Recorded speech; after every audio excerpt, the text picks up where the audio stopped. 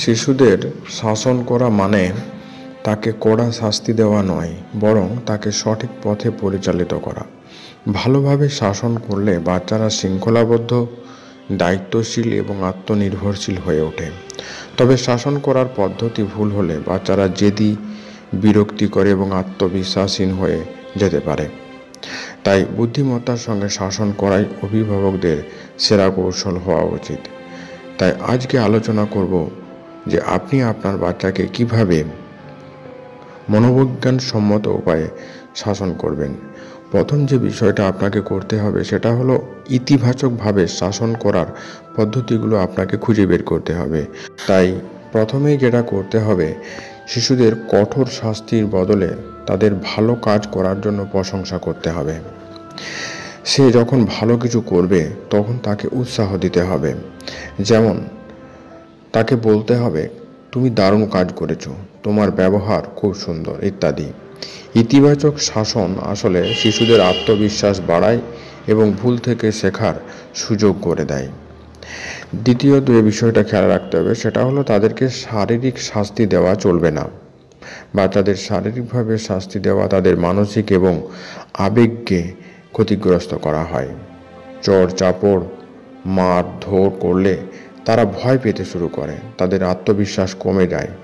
তার পরিবর্তে তারা কখনো ভুল করলে তাকে বোঝান। আপনাদেরকে বুঝতে হবে যে শিশুর ভুল হতেই পারে, তাহলে তাকে কখনোই মারধর করা উচিত নয়। রেগে গিয়ে ধমক দিলে বা চিৎকার করলে শিশুরা ভয় পেয়ে যেতে পারে। শিশুর সঙ্গে শান্ত স্বরে কথা বলে তাকে বিষয়টাকে বুঝতে সহায়তা করুন। আপনাকে অবশ্যই এর জন্য ধৈর্য অবলম্বন করতে হবে।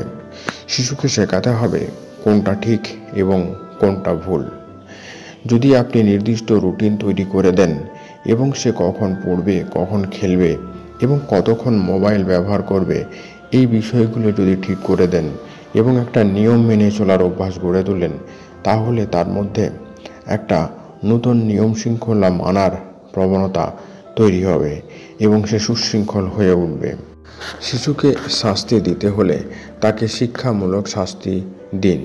যেমন যদি সে খেলনার জিনিস এলোমেলো করে রাখে, তাহলে তাকে বলুন, তুমি যদি খেলনাগুলো ঠিকমতো গুছিয়ে না রাখো তাহলে আগামীকাল তোমাকে আর খেলনা দেওয়া হবে না।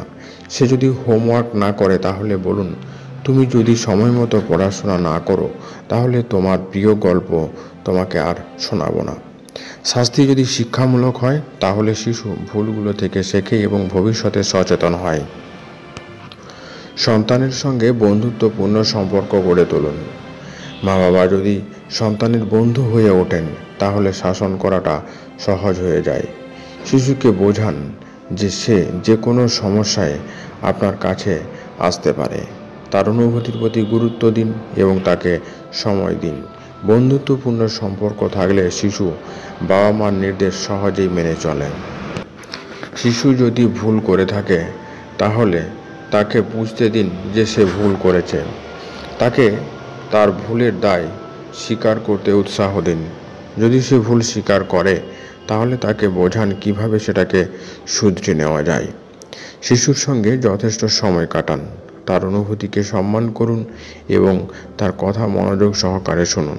তাকে বোঝান যে আপনি সব সময় তার পাশে আছেন। যদি একটা শিশু ভালোবাসা এবং মানসিক সমর্থন পায় তাহলে স্বাভাবিকভাবেই সে সুশৃঙ্খল হয়ে ওঠে। যদি সন্তান কোনো জেদ করে তাহলে সরাসরি না বলে বিকল্প উপায়গুলো অবশ্যই তাকে বলুন। সে যদি টিভি দেখতে চায় তাহলে তাকে বলুন, তুমি 30 মিনিট পর দেখতে পারবে, তবে তার আগে পড়াশোনা করতে হবে। যদি বাইরে খেলতে যেতে চায় তাহলে বলুন যে তুমি আগে হোমওয়ার্ক শেষ করো, তারপরে অবশ্যই খেলতে যেতে পারবে।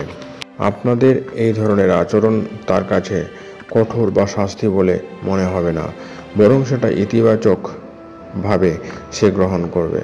তাই আপনার শাসন তার কাছে আর শাসন বলে মনে হবে না। আজকের ভিডিওটি কেমন লাগলো অবশ্যই কমেন্ট বক্সে লিখে জানাতে ভুলবেন না। যারা এই চ্যানেলে নতুন তারা অবশ্যই চ্যানেল সাবস্ক্রাইব করে সঙ্গে থাকুন। ধন্যবাদ।